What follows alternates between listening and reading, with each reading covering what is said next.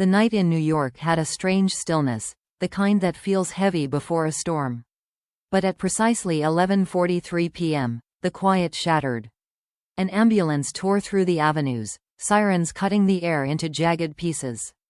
Inside, Sam Heughan lay pale and motionless, a mask over his face, monitors screaming in urgent rhythm. At the curb outside Mount Sinai Hospital, the emergency bay doors burst open. Paramedics moved fast, almost running the stretcher through the sliding doors. The harsh fluorescent light spilled onto the asphalt, catching a figure frozen in shock, Brynn Whitfield. Her eyes were wide, glassy with tears, phone clutched to her ear. "It's bad. He's not waking up. Just get here."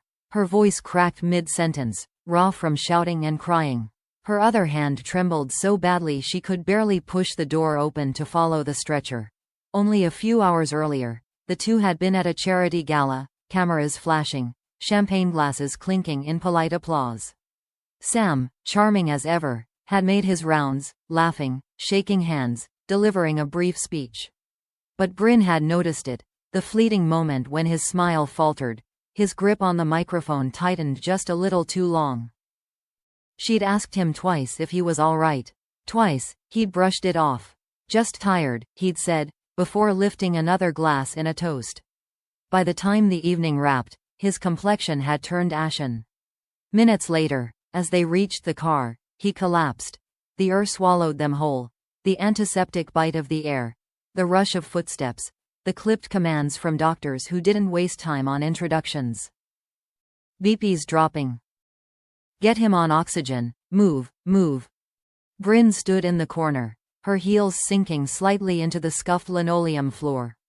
Her chest felt tight, like she was the one gasping for air.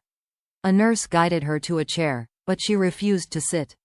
Every time a doctor passed by, she reached for an answer, but all she got were fragments. Unstable, prepping for surgery, internal issue. Her mind raced with questions she couldn't voice. Was this an accident? A sudden illness? Something he'd hidden? Within 30 minutes, the lead surgeon approached. His expression was a blend of urgency and reassurance, the look of someone who knows the truth is too sharp to give bare.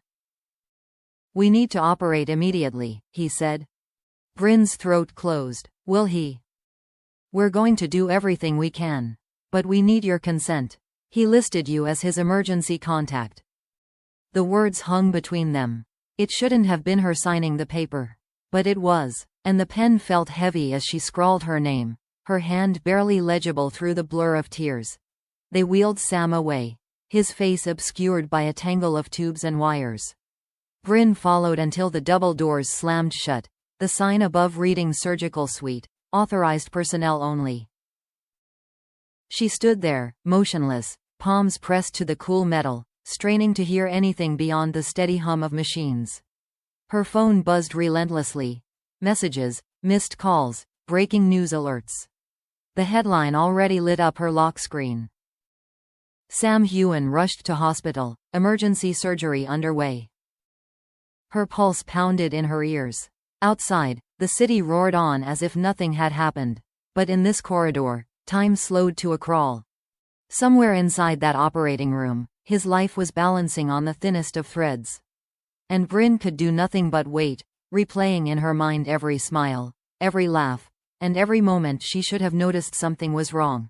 The surgery clock above the waiting room door ticked through hours that felt like entire seasons. Brynn sat hunched in a corner chair, hands clasped so tightly her knuckles whitened. Every time a nurse walked past, her head jerked up, hoping, fearing, bracing. Her phone lay silent now, face down on the plastic table beside her. She couldn't bear to see the notifications stacking. Somewhere out there, the headlines were multiplying, dissecting every photo from the gala, every whisper of her connection to Sam. But here, in the fluorescent quiet, none of that mattered. What mattered was what only she knew: it hadn't started tonight. 6 months ago, Sam had confided in her after a late-night rap on set. He'd been gripping his side, wincing between takes. Brynn had insisted he see a doctor, but he'd shrugged it off with that same deflecting smile he used on everyone else. Later, He admitted he'd been diagnosed with a rare vascular condition, one that could flare without warning, one that surgery might fix but could also end his career. "I don't want it out there," he'd told her. "Not the press, not the fans. Just, not yet." She'd promised. And for half a year, she carried the weight of that secret, watching him push through grueling schedules, long flights, endless appearances. Tonight, the secret had burst wide open in the worst possible way. The doors to the surgical suite finally swung open. The surgeon stepped out, peeling off his gloves, his expression grave but measured. "He's stable," he said, and Brynn's breath rushed out in a sound halfway between a sob and a laugh. "It was critical. We repaired the damage, but the recovery will be long and complicated. He'll need people he can trust." People he can trust. The phrase landed heavy. She knew what it meant, that she was one of the few, maybe the only, who knew the full scope of what Sam was facing. When they let her in, the room was dim except for the soft green glow of monitors. Sam lay still, paler than before, but breathing without the frantic mechanical rhythm from earlier. She pulled the chair close, taking his hand gently. His eyelids fluttered. "Hey," he rasped, voice rough from the tube. "You scared me half to death," she whispered, tears threatening again. "You stayed," he said, a faint smile tugging at his lips. "You always do." For a moment, everything else faded, the hospital noise, the looming questions, the gnawing fear about what tomorrow's headlines would say. It was just him and her, the unspoken truth between them, and the understanding that this was far from over. The door creaked open behind her. Brynn turned, expecting a nurse. Instead, a man in a dark coat stood just inside the threshold, his face unfamiliar but his gaze direct. "I'm sorry to intrude," he said quietly, "but I believe you're Brynn Whitfield. We need to talk about Sam's condition, and about what really happened tonight." Her stomach dropped. She glanced at Sam, who had closed his eyes again, too drained to register the exchange. The man stepped closer, lowering his voice.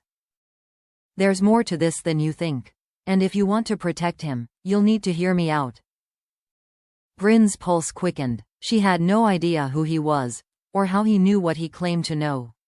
But the way he said protect him made her blood run cold. Somewhere outside, the press still swarmed, hungry for a story. Inside, the real story was just beginning, and Brynn wasn't sure if she was ready for what came next. Brynn hesitated, her fingers tightening around the armrest. The stranger's presence seemed to thicken the air in the room. "How do you even know me?" she asked, her voice barely above a whisper. He glanced toward Sam, then back at her, eyes sharp. "Because I was there, the first time this happened to him. And I know why it's happening again." A shiver ran down Brynn's spine.